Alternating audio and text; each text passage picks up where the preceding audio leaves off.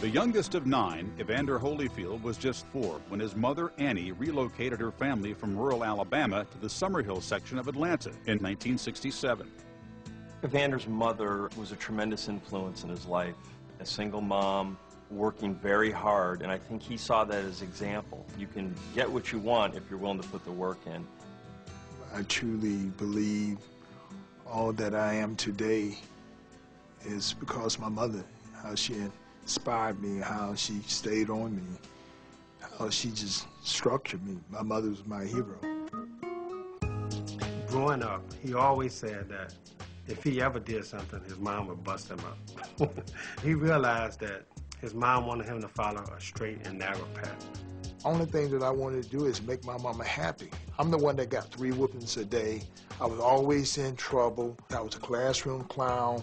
I wanted some attention. I wanted to be loved, but, you know, but I was going by the wrong way to do it. Not having known his natural father until he was 21, Holyfield sought paternal recognition on Atlanta's playing fields.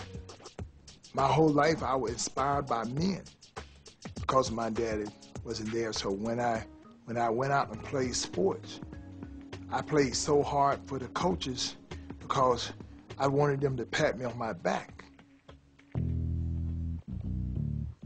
The Warren Memorial Boys Club provided an opportunity for the athletic Holyfield to gain approval and a sense of purpose. At age 8, the boy who harbored dreams of playing for the Atlanta Falcons became seduced by another sport. The thing that sort of enthralled him was the speed bag, the sound of the speed bag. He asked the coach there, Carter Morgan, if he could hit the speed bag, and the coach told him that was only for kids who were on the boxing team, and if he wanted to hit it, he could join the boxing team. Carter Morgan was a father figure. He was the type of man that every child would want in their life in terms of giving you good advice, but yet loving you the way a man should love, you know, a son. In the area I grew up, they told me I wasn't going to be anything.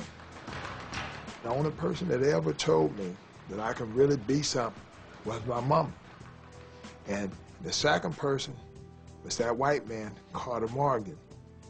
Carter Morgan said to him, "One day, son, you're going to be a champion."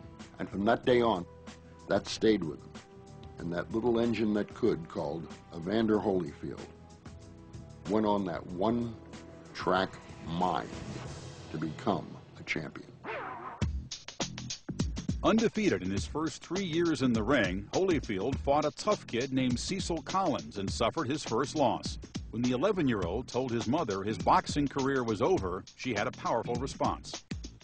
She told him in no uncertain terms that he's not quitting the boxing team, and that she didn't raise a quitter, and that if he wants to stop boxing, he can stop, but he's going to stop after he beats Cecil Collins or never. And wouldn't you know it, he had a second fight with Cecil Collins. And he lost again. And he went home and said, "I quit." And she said, "You won't quit." A few months later, he fought that same young man again. And he beat him. And he went running home to tell his mom. And she looked at him and she said, "Now you can quit." And he's like, "I don't want to quit." He fought on, learning his craft and piling up victories. When he was 16, Holyfield lost his coach and father figure, Carter Morgan, to emphysema. Then, after winning a silver medal at the 1983 Pan Am Games, Holyfield twice defeated world amateur champion Ricky Womack to earn a spot on the 1984 U.S. Olympic team. When the Olympics began, he was knocking out everybody he fought. Bang, bang, bang. 3 straight knockouts. In the semifinals, Holyfield faced Kevin Barry of New Zealand. Look at Holyfield. He's ready. He's got the opponent hurt again. He's ready to put him away.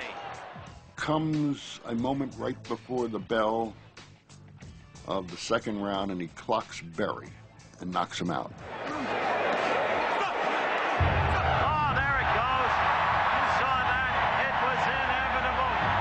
Now, wait a minute. Now, the Yugoslav referee does an interesting thing. He waves Holyfield over to the corner. He counts out Barry, knockout. He then turns to Holyfield and disqualifies him for having hit on a voice signal stop. He is going to disqualify Evander Holyfield. If you throw in a punch and the referee say break at the same time, You can't stop him.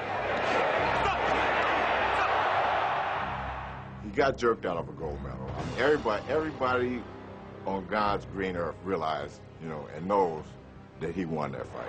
Look at Holyfield's face. What an untoward development. After he was disqualified, I didn't know exactly how he would react. He took it with such grace and class that it was almost unbelievable. That's when I marked him as somebody special. The Yugoslavian fighter who actually got the benefit of this bizarre decision to disqualify Holyfield simply turned to Holyfield, who was standing several inches below him on the bronze medal stand, and asked him to come up with him on the top platform. It's certainly one of the great Olympic moments in modern times. In an ironic way, that disqualification made everybody notice who Evander Holyfield was. And it really, in the long run, helped create Evander's turning pro and the mystique around him.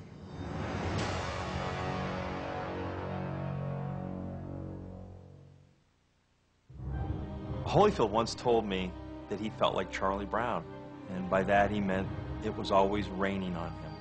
I think Evander kind of felt, why is everybody picking on me?